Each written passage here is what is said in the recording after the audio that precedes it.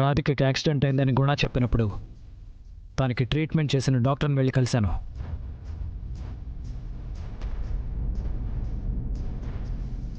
ఆ డాక్టర్ రాధిక ఫేస్కి సర్జరీ అయిందని చెప్పిందే కానీ పల్లవి రూపంలోకి మారిందన్న విషయం చెప్పలేదు.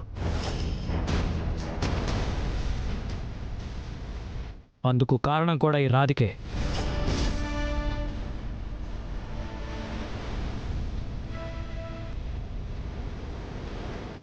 ఆ డాక్టర్ నోరు నొక్కేసి నాకు నిజం చెప్పకుండా చేసింది.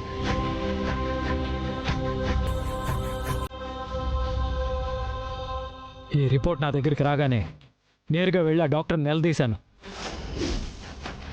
తనే నిజాలన్నీ బయట పెట్టింది.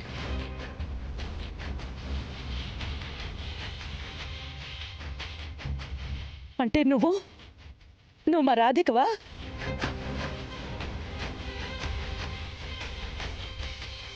చెప్పు, నువ్వు మా రాధికవా?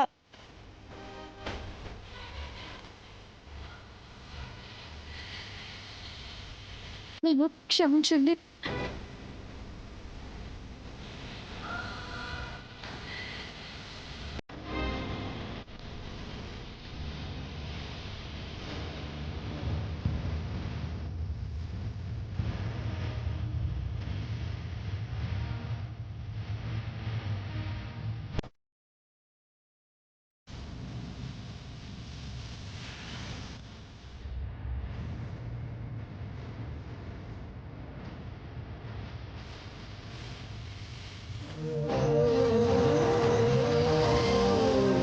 ఎందుకమ్మా నా పక్కనే ఉండి కూడా నువ్వే రాధికవి అనే విషయం నాతో ఎందుకు చెప్పలేదు?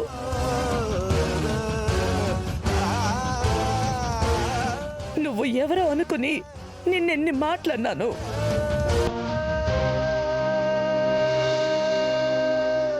అందరిలో అవమానించాను.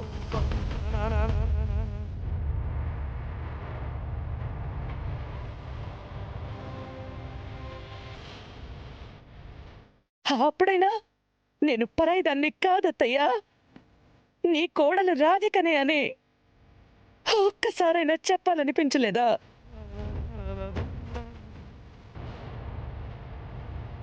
అనిపించింది అత్తయ్య. ఒక్కసారి కాదు, మీరు నా గురించి ఆలోచిస్తూ బాధపడిన ప్రతిసారి.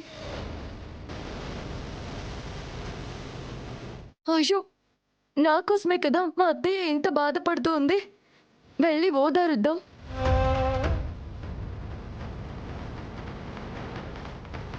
నేనే రాధికనని నిజం చెప్పేద్దామని చాలాసార్లు అనుకున్నాను అత్తయ్య. పల్లవి అక్క చావుకి కారణం నేనేనని అందరూ నమ్ముతున్నారు. అది నిజం కాదు అని నిరూపించాలని, నేనే తప్పు చేయలేదని ప్రూవ్ చేసుకోవాలని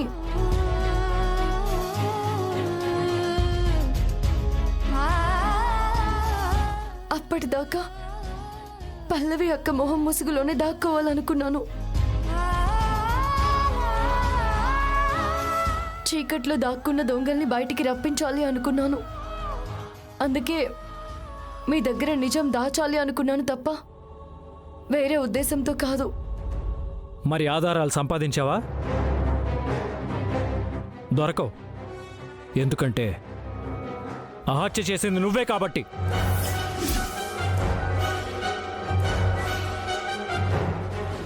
ఆధారాలు సంపాదిస్తానని వెళ్ళి పల్లవి ఫేస్తో తిరిగి వస్తే నేను క్షమిస్తాననుకున్నావా?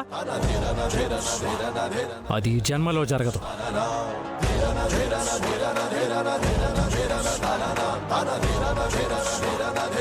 ఇంకా ఆలోచిస్తావేంటి కార్తీక్? తనెవరో తెలిసిపోయింది కదా, తీసుకెళ్లి స్టేషన్లో పడే. ఇలాంటి నేరస్తులకి శిక్ష పడితేనే పల్లవి ఆత్మ శాంతిస్తుంది. నువ్వు నోర్మోయి. రాధికని అరెస్ట్ చేయడానికి నేను ఒప్పుకోను.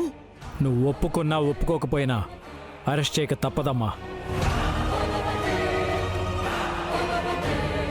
ఇది పల్లవి భర్తగా కాదు, ఒక పోలీస్ ఆఫీసర్గా నిర్ణయం తీసుకున్నాను.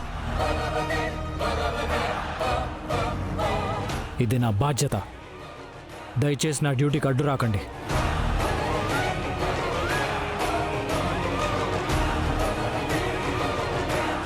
పద పోలీస్ స్టేషన్కి. ఏమండి ఏమండి హ! నో నో నో నో అలా జరగకూడదు. అలా జరగడానికి వీలేదు వీలేదు వీలేదు వీలేదు.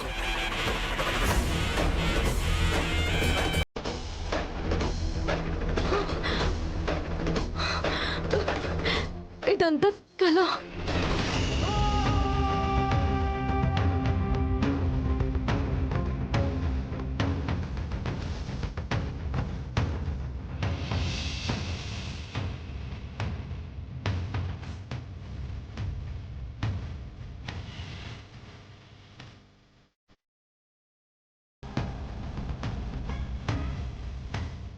పల్లవి, ఏమైంది? ఏమైంది పల్లవి? ఎందుకు అలా అరిచావు?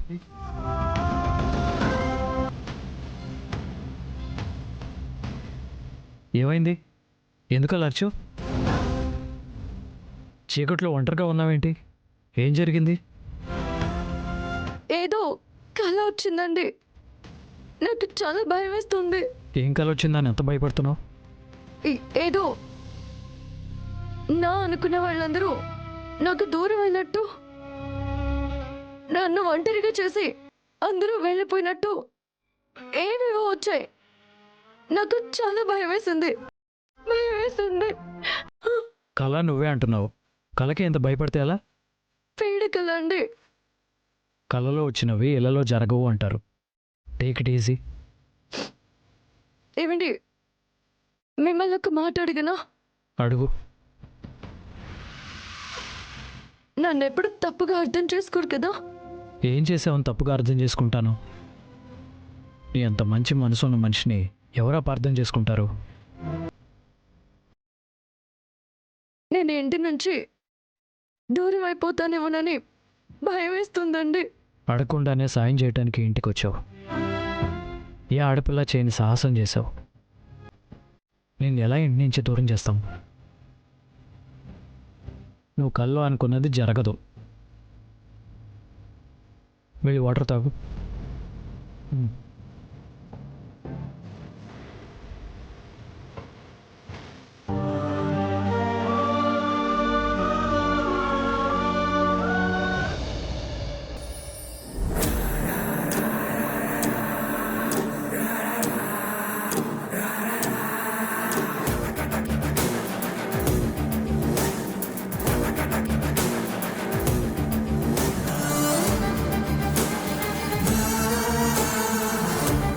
Excuse me. ఎస్, చెప్పండి సార్, ఏం కావాలి? ఓ ఫుల్ బాటిల్ మందు కావాలి. మరి లేకపోతే హోటల్కి ఎందుకు వస్తారు? ఓ హనీమూన్ సూట్ బుక్ చేశాను. Oh, room number 301. ఆ రూమ్కి రాబోయేది మీరేనా? Why laughing baby? You are looking like a gentlemen sir, and you are talking also sweet. Sweet ఎంత ఉంటుందో హాట్ అంతకంటే ఎక్కువగా ఉంటుంది. అవును, బయట కారిడార్లో క్రౌడ్ డిస్టర్బెన్స్ ఉండదుగా? అస్సలుండదు సార్, మీ ప్రైవసీని ఎవ్వరూ డిస్టర్బ్ చేయరు. నైస్. అశోక్, చెప్పండి మేడం. సార్కి 301 రూమ్ చూపించు. అలాగే. కీస్. కీస్ ఇవ్వండి సార్.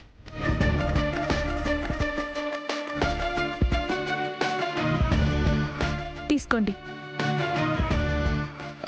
1 సెకండ్. నాకు రూమ్ అంతా రోజ్ ఫ్లవర్స్తో, బెడ్ అంతా మల్లెపూలతో డెకరేట్ చేయాలి. అవుతుందా? వై నాట్ సార్, మా స్టాఫ్ డెకరేట్ చేస్తారు.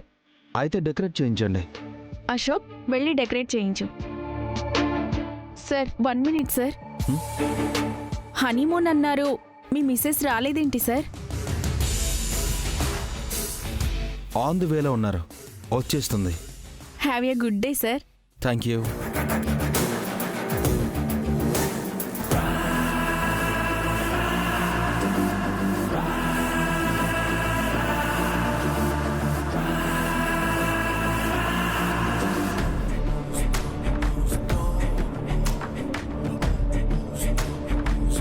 Wow, super. Your room ready sir. Nice. Thank you sir. Good work.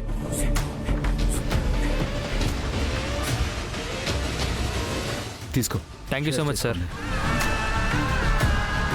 One second, don't disturb. Okay sir.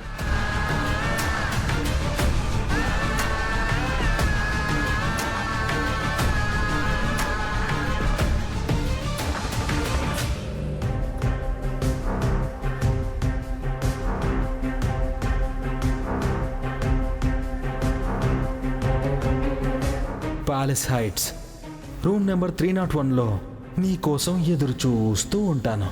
నేను హోటల్కి రావాలా? Impossible. It is possible darling. నువ్వు వచ్చేస్తున్నావు. నేను రాను. రాకపోతే ఆ ఫైలు మీ ఆయనకి వెళ్తుంది.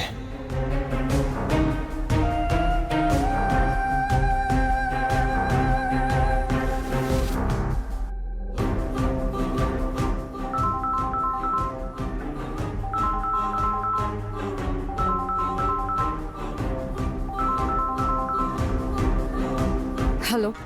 నీలో నాకు నచ్చే గుణం ఇదే డార్లింగ్. నా స్వీట్ హార్ట్ నన్ను డిసప్పాయింట్ చేసిందేమో అనుకున్న ప్రతిసారి నీ చేష్టలతో నన్ను సర్ప్రైజ్ చేస్తూనే ఉంటావు. I like this. But I hate this. నిజమైన ప్రేమ హేట్తోనే స్టార్ట్ అవుతుంది డియర్. సరే అవన్నీ వదిలే.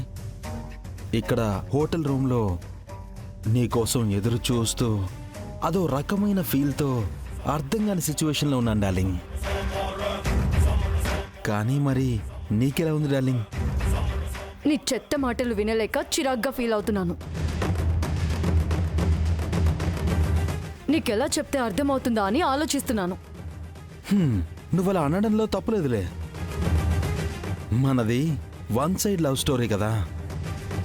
నా రిక్వెస్ట్ ఏంటంటే నీకు కూడా నాలాంటి ఫీలింగ్స్ కలగాలంటే నా సెకండ్ సైడ్ని నువ్వు టేకప్ చేయాలి. అంటే నీ సపోర్ట్ దొరికిందంటే ఇద్దరం హ్యాపీగా ఉండొచ్చు. ఛీ! నీలాంటి వాణ్ణి ఏం చేసినా తప్పులేదు. ఇంత దుర్మార్గమా? చిరాకులో కూడా ఎంత అందంగా ఉండుంటావో. ఒక్కసారి నీ చిరాకు ఫేస్ చూడాలనుంది. అర్జెంటుగా ఒకసారి నీ పిక్ తీసి పంపించు. చెప్పు తెగుతుంది. తెగితే కొట్టిద్దాంలే, లేదంటే కొత్తవి కొందాం, బ్రాండెడ్వి. అర్జెంటుగా పిక్ పంపించు డార్లింగ్. రే పిచ్చా వెర్రా, అసలు నీ అమ్మ నిన్ను ఎలా కన్నదిరా? చిచ్చి, నిన్ను ఎలా కందో నన్ను అలాగే కంది. సృష్టి ధర్మం ఒక్కటే, ప్రకృతి జీవనం ఒక్కటే. ప్రకృతిలో కలిసిపోదామని కదా నిన్ను ఈ హోటల్కి రప్పించేది. రే నన్ను ఇరిటేట్ చేయకు. కళ్ళలో కూడా అది ఊహించకు. హలో హలో హలో హలో, నీ వాయిస్లో కమాండ్ తగ్గించి ఫోటో పంపించు పంపించు పంపించు. 5 సెకండ్స్లో ఫోటో పంపించలేదనుకో, నువ్వు హోటల్కి రానవసరం లేదు, డైరెక్ట్గా జైలుకే వెళ్తావు. నీ కార్తీక్ ఆ బుడ్డ స్వీటీ పిచ్చెక్కి రోడ్డు పాలవుతారు. డామేజ్ చేయడం మొదలు పెడితే నీ ఫ్యామిలీలో ఏ ఒక్కరూ మిగలరు. ఎక్స్ట్రాలు చేయకుండా పిక్ పంపు.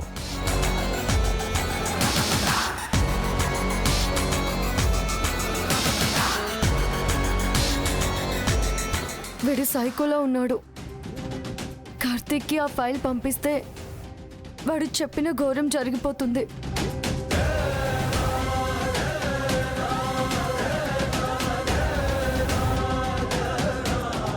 వాడి రూట్లోనే వెళ్ళి వాడి సంగతి చూడాలి. దేవుడా నన్ను క్షమించు. పరాయి మగాడికి నా ఫోటో పంపిస్తున్నాను. నన్ను క్షమించు. నాకు వేరే దారి లేదు. సర్వరు నన్ను క్షమించండి.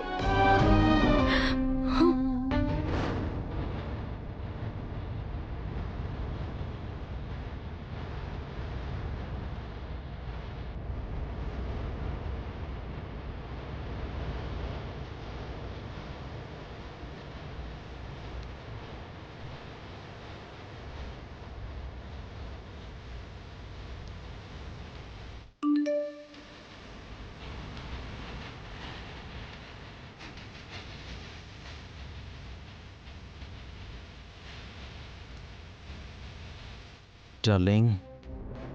ఎంత ముద్దుగా ఉన్నావో. Thank you darling. నువ్వు వచ్చేదాకా నీ ఫోటోని చూస్తూ ఉంటాను. త్వరగా వచ్చేయి. Love you darling.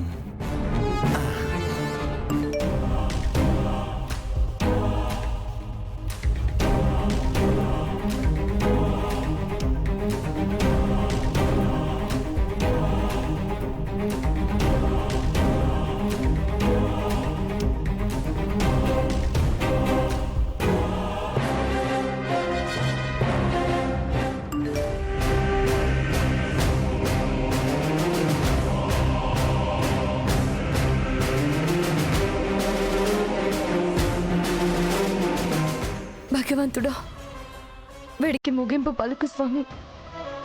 నా కుటుంబాన్ని కాపాడు.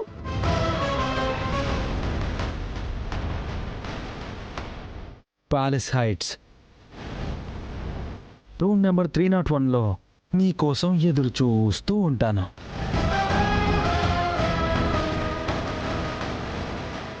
అయ్యో, వాడు చెప్పిన టైం అయిపోతుందే. వెళ్ళాలి.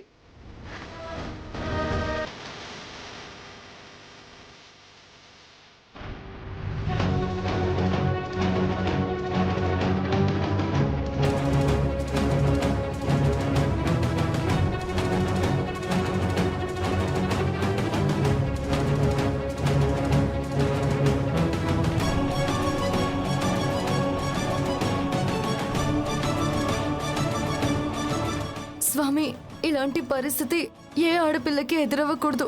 దీని నుంచి నాకు బయటపడే ధైర్యాన్ని నువ్వే ఇవ్వాలి తండ్రి.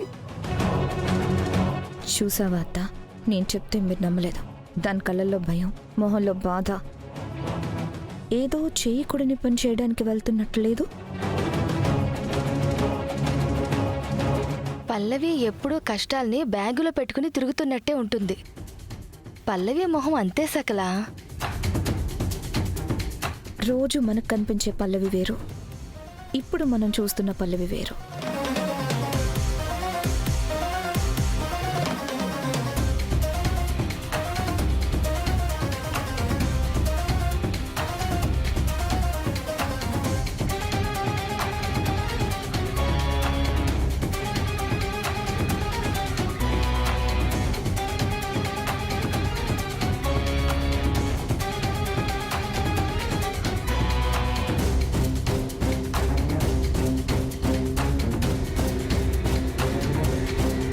చూసావుగా దొంగలా ఎలా వెళ్తుందా. మంచి పని కోసం వెళ్తే ధైర్యంగా వెళ్తారు. ఏదో తప్పు చేస్తున్నట్టుగా హడావిడిగా ఎలా వెళ్తుందో చూడు. పద.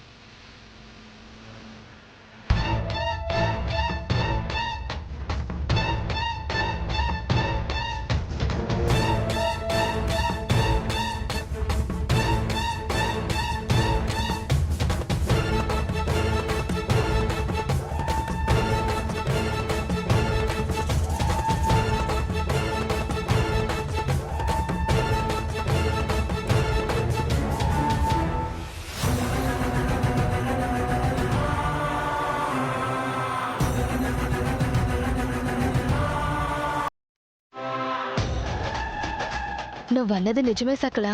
ఎక్కడికో వెళ్తుంది. అదెవ్వరికీ తెలియకూడదని జాగ్రత్త పడుతోంది. వీటినే దొంగ వేషాలంటారు అత్తయ్య. మనం చేసేది కూడా అలాంటి పనే కదా సకలా. దొంగల్లా దాక్కుని మరీ చూస్తున్నాం.